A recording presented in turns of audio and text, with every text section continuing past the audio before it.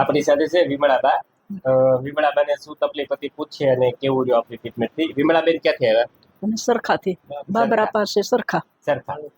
અને શું તકલીફ હતી બેન જરા કહેશો? અમારે ગોઠણની તકલીફ હતી, બહુ જ દુખતો હતો, હાલી જ નહોતી આવતી, એટલો દુખતો હતો. તમારી પાસે ચોથી વખત આવ્યો, હાવ રેડી થઈ ગયું. બરાબર.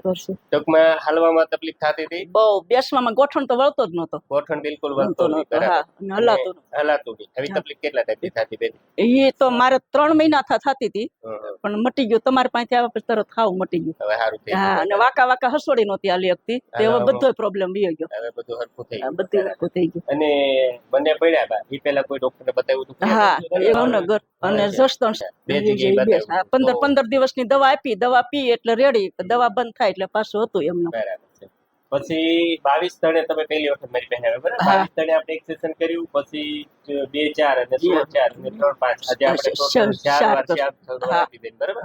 હવે આ 4 સારવાર લીધા પછી હવે કેમ છે બેન? હવે હાવ એટલે હાવ સાહેબ રેડી. હવે કઈ તકલીફ નથી? કાઈ નથી અત્યારે, હાવ રેડી થઈ ગયું. તમને એવું થતું હતું કે આપણે જે ગોઠણની અંદર છે ને થોડુંક અલાઇનમેન્ટ બગડી ગયું હતું, કે થોડુંક ન્યુ વસ્તુ આ ટ્રેસિંગ શરૂઆત થઈ ગઈ હતી, આપણે એનું થોડુંક સેટિંગ કર્યું એટલે હરખું થઈ ગયું. અને વિમળાબેન મેં અહીંથી કઈ મારા તરફથી કોઈ તમને પીવાની દવા નહીં, કોઈ ભાઈ નહીં, કોઈ વગર દવાથી મટાડ્યું ને આપણે? વગર દવાથી મટી ગયો. જે આપણે આ સારવાર કરી એ સારવારથી હરખું થઈ ગયું બરાબર? અને વિમળાબેન શું આશીર્વાદ દેશો? સારું થઈ સારું તો તમને ભગવાન હોવર ના કરે, સુખી કરે. દવા લેવાથી ને તમારા શરીરે સાહેબ બહુ વધી ગયું હતું. 3-4 કિલો તો વજન વધી જાય 15 દિવસ નો. બધું હરખું કરી દીધું. શું કે વિનુ દાદા તમે રેડી થઈ ગયું? બાપા પેશન્ટ અમારા ચાલુ છે. હજી 1-2 જણા પૂછે છે ને એને પાછા મોકલશો. વિમળાબા આ વિડિયો યુટ્યુબ ઉપર મૂકીએ છીએ. હા, મૂકો તમ તારે કઈ વાંધો નહીં. આવું છે ને સારું થઈ ગયું એમ. અમે તો ભત્રીજા વહુ ને સારું થયું એટલે અમે માન્યું, નકે કોક તેમ કે વિડિયા વાળા ખોટા છે. અમે તો ઘરે જ જોયું. પછી એક બાજુમાં બેન બેઠી હતી, એને અમને બધી વાત કરી. 3 મહિના થા સતત આવે છે એ કે હું હાલી નહોતી એકતી. તમારા સાસરિયા મહિલા કઈ એને અમને બધું તમારું બધું સારું જ કીધું એને. અને કે હું આવી રીતે હાલી જ નહોતી, તમે તેડીને લાવતા હતા ને તેડી મૂકતા હતા, ત્યારે હું મારી રીતે હાલવા મળી, ભેં ધોવા મળી, બધું કરવા મળી.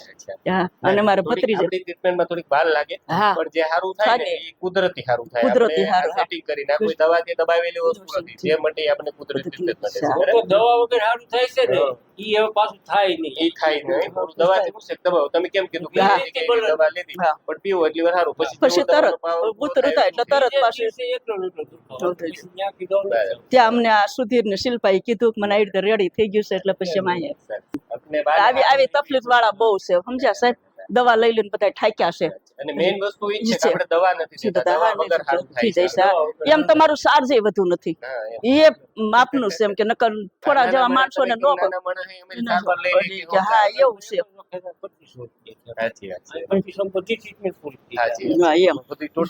બધું અમારા 4 વખત નું બધું આવી જાય એમ, એટલે બહુ સારું.